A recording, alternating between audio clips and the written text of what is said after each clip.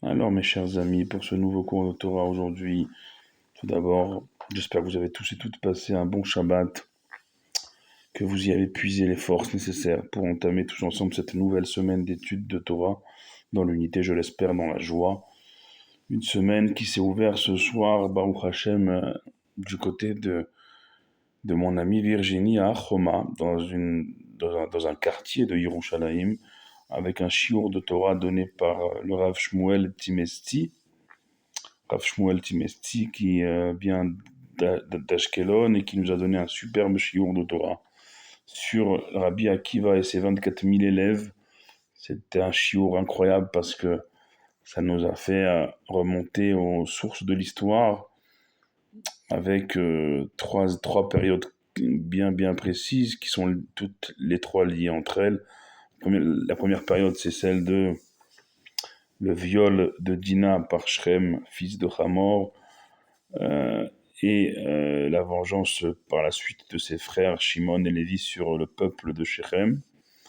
Et deuxième période où, à la suite de la débauche des filles de Moab, des filles de Midian avec les enfants d'Israël dans le désert, notamment Zimri ben Salou, un des chefs de la tribu de Shimon, avec Cosbi Batsour, et bien elle qui était la fille du roi Balak de Moab, qui voulait initialement s'en prendre à Moshe Rabbeinu directement, et ils ont fait ce qu'ils ont fait devant la tribu de Shimon, devant le peuple, et Pinchas s'est levé et a mis fin à cette débauche qui a emporté, comme à l'époque de Shechem, la vengeance des frères Shimon et Lévi sur le viol de leur sœur Dina, 24 000 à l'époque de Shechem. Pareil, à l'époque de Pinchas, et de la débauche de Zimri ben Salou avec Osbibi et Batsour, ça a emporté aussi 24 000 encore. Troisième époque, bien sûr, celle de Rabbi Akiva et ses élèves, où 24 000, une troisième fois, ont encore été emportés. Et c'est un chiour qui, Baruch Hashem, avec un développement, avec beaucoup de sources et d'éléments, mais si vous voulez en savoir plus, vous cherchez sur YouTube ou sur Facebook le Rav Shmuel Timesti et vous allez avoir accès à ce cours qui a été filmé ce soir. C'est incroyable. C'est incroyable comment tout est lié, tout est relié dans notre Torah. Et remercier aussi bien sûr donc Virginie Timesti et son mari Lombroso qui nous ont reçus chez eux, la famille Lombroso. Donc et vous l'aurez compris, le Rav Timesti de la famille de Virginie, de son nom de jeune fille Timesti, et son mari Lombroso, qui sont, voilà, c'est un couple, c'est une famille, c'est une maison de Torah. C'est extraordinaire, parce qu'il y avait Baruch Hashem du monde, il y avait une Seouda, que ça leur amène que des brachot dans leur maison, amène Kenny, Ratson. Et nous, on est dans une semaine qui est semaine paracha de après Tazrion Metzorah. C'est une semaine paracha de Haremot Kedoshim. Après Tazrion Metzorah, Haremot Kedoshim, où Haremot, bien sûr, on parle après la mort des deux premiers enfants de Aaron. Kedoshim, deuxième paracha de cette semaine, de ce Shabbat, vous serez saints, malgré la mort, malgré l'épreuve, malgré tout ce qui pourrait nous faire baisser les bras. Bon, on a cette injonction d'Akadosh Baruch Hu, Kedoshim Tiyu Ki Kadosh Ani. Soyez saints parce que je le suis. Deux parachutes, encore une fois, très intéressantes à développer, bien sûr. C'est une semaine on n'est pas loin aussi de journées importantes comme Pessar Sheni, comme l'Aïloula de Rabbi Meir Balanès, comme l'Agba Omer, l'Aïloula de Rabbi Shimon Bar Yochai. Des événements importants sur la route, toujours de la préparation à Shavuot, de la préparation à recevoir la Torah. Et on avance aussi dans le conte du Homer. On est ce soir le 22e soir, le 22e jour du Homer déjà. 22, c'est lié à Netzach, à l'éternité du Ham Israël par les 22 lettres que compose l'alphabet hébreu, le Aleph Bet, 22 lettres de la Torah. Et donc c'est par les lettres de la Torah, que le Ham Israël, il restera Netzach, il restera éternel. Comme c'est marqué aussi que Netzach Israël lo yeshaker dans le livre de Shmuel, que l'éternité du peuple d'Israël ne se démentira jamais. Kilo Adam leinachem, c'est pas à l'homme, à l'être humain, aux hommes, aux êtres humains à décider du mazal du Ham Israël. Netzach Israël lo yeshaker. L'éternité du peuple d'Israël ne se démentira jamais. On a vu aussi aujourd'hui dans l'actualité, ici en terre d'Israël, un missile tombé dans l'aéroport pour la première fois.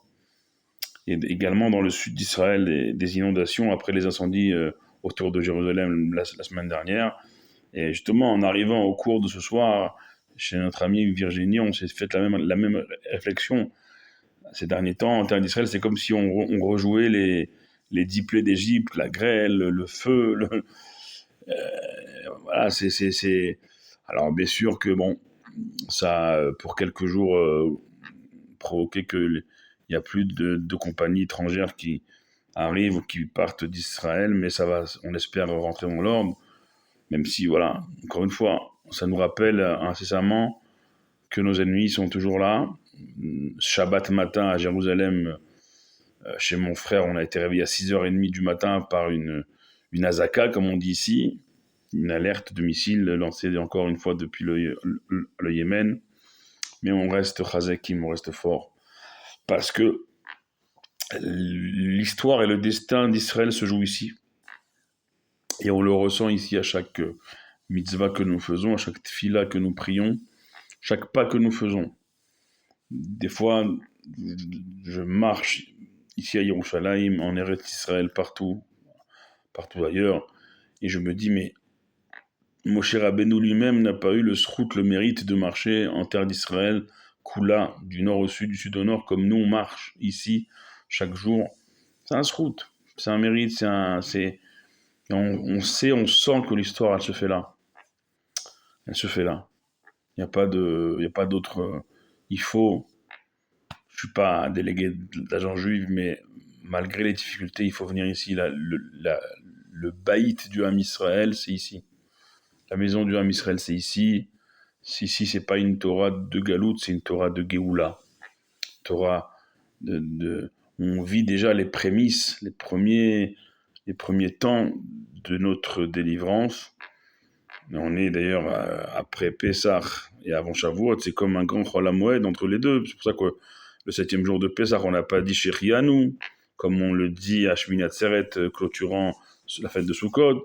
Là, on n'a pas dit à la clôture de la fête de Pessah, Shechianu, parce que on dira Shechianu le soir de Shavuot. Donc on est un peu dans un grand Chol HaMoed entre Pessah et Shavuot. Et puisque Pessah, c'était Zman Cherutenu, bon, on est encore dans cet élan de liberté, de délivrance.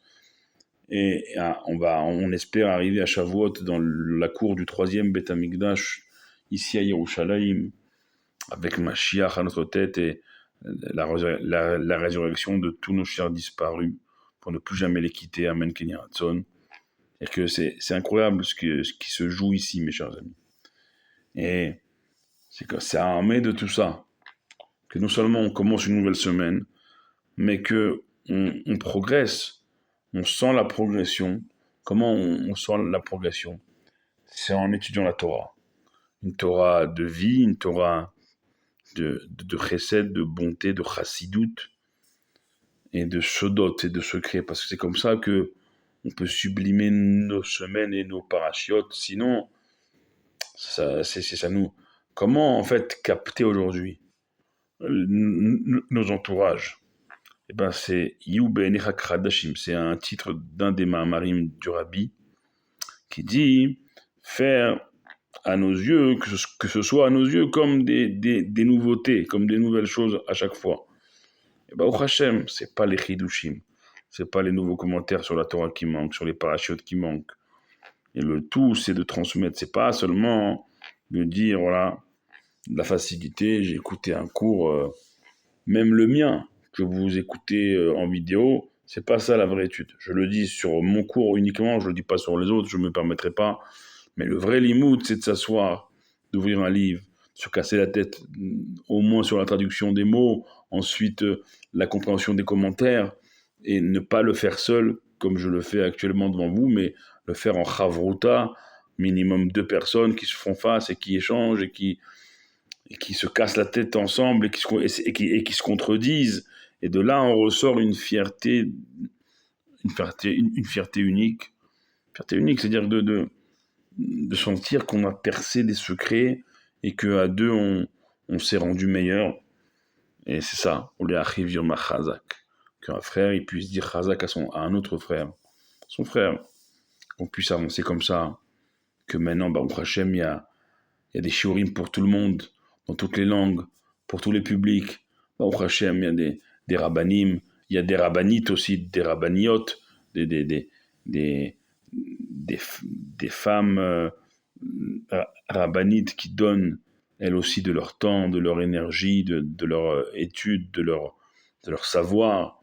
Il y a même pour les enfants, ce qu'on appelle les sit-ins, avec des activités dans le monde entier pour en plus de leur chinour, pour notamment et aussi ceux qui ont, c'est-à-dire que intéresser tout le monde, tous les publics. Donc Hachem, il y a tous les supports aujourd'hui, tous les moyens pour tout un chacun, pour chacun et chacune d'entre vous, de progresser dans l'étude de la Torah, dans la connaissance des mitzvot, dans les actes de bonté, dans la tzedaka. C'est des jours de gvoura, c'est des jours de rigueur, Sfirat HaOmer, au moins jusqu'au 33e jour. Donc il faut augmenter dans la tzedaka. C'est ce qui casse le din, ce qui casse la rigueur et ce qui est mekar et à Géoula, comme nous enseigne Chassidut, que la tfila, la tchouva, la tzedaka, c'est ce qui rapproche la délivrance. C'est ce qu'on va se souhaiter en ce début de semaine, et de vous donner rendez-vous blinéder avec l'aide de Dieu demain soir pour un nouveau cours de Torah tous ensemble. D'ici là, priez pour nous comme on prie pour vous. Ensemble, on sera toujours plus fort. Soyez bénis, vous toutes et tous. Baruch Adonai Leolam. Amen ve Amen.